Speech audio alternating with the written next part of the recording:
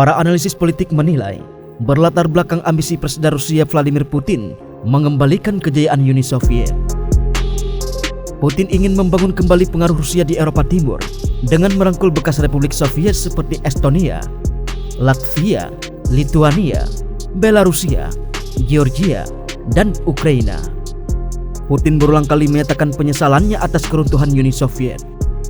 Dia menyebutkan peristiwa perpecahan gabungan negara komunis Uni Soviet pada tahun 1991 itu sebagai keruntuhan Rusia yang bersejarah.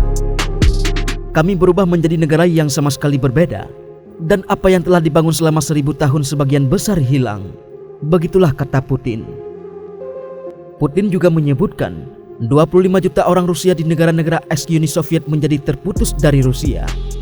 Para kritikus menilai ucapan Putin tersebut menunjukkan upayanya menciptakan kembali Uni Soviet.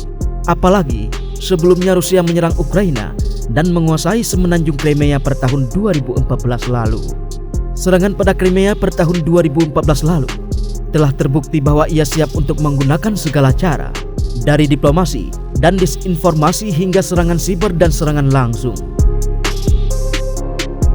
Langkah panjang Rusia ingin menguasai Ukraina.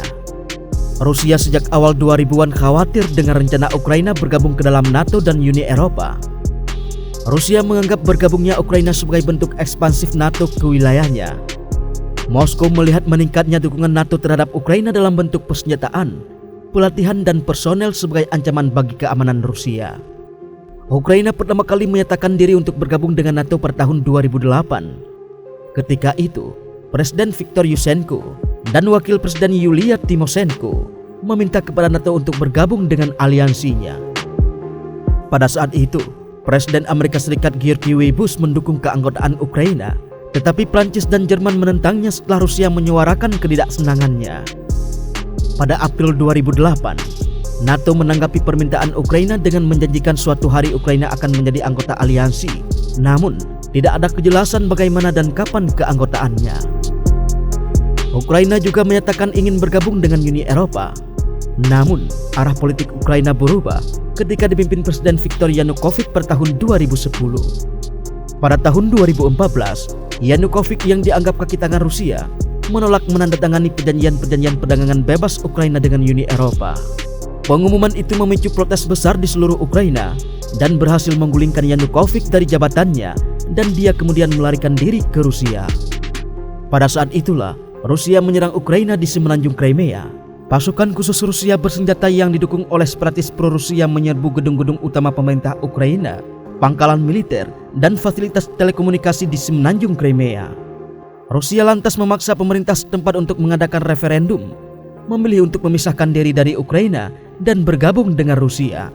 Hasil referendum menunjukkan 97% memilih mendukung pemisahan diri, meskipun hasilnya diperdebatkan. Penyerangan Rusia ke Ukraina ini membuat Amerika Serikat dan sekutu di Eropa menjatuhkan sanksi ekonomi. Mereka tidak pernah mengakui pencaplokan Rusia di semenanjung Crimea. Tak lama setelah itu, separatis pro-Rusia di wilayah Donetsk dan Luhansk, Ukraina, mendeklarasikan kemerdekaan mereka dari Kiev, yang memicu pertempuran sengit selama berbulan-bulan. Meskipun Kiev dan Moskow menandatangani kesepakatan damai di Mainz pada tahun 2015, yang ditengahi oleh Prancis dan Jerman, telah terjadi pelanggaran gencatan senjata berulang kali.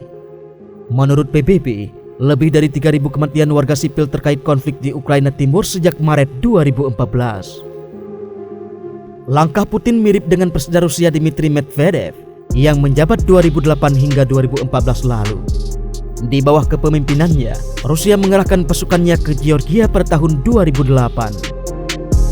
Georgia yang merupakan bekas Republik Uni Soviet ini berbatasan langsung dengan Rusia di sebelah utara. Rusia membantu dua wilayah memisahkan diri dari Georgia, yakni Abkhazia dan Ossetia Selatan. Jika kita kembali ke zaman Uni Soviet, segala jenis pemikiran bebas disamakan dengan pengkhianatan dan langsung diberantas. Para pembangkang Soviet dicabut kewarganegaraannya, dipenjarakan atau ditahan di bawah tahanan rumah, seperti fisikawan terkenal Andrei Sakharov.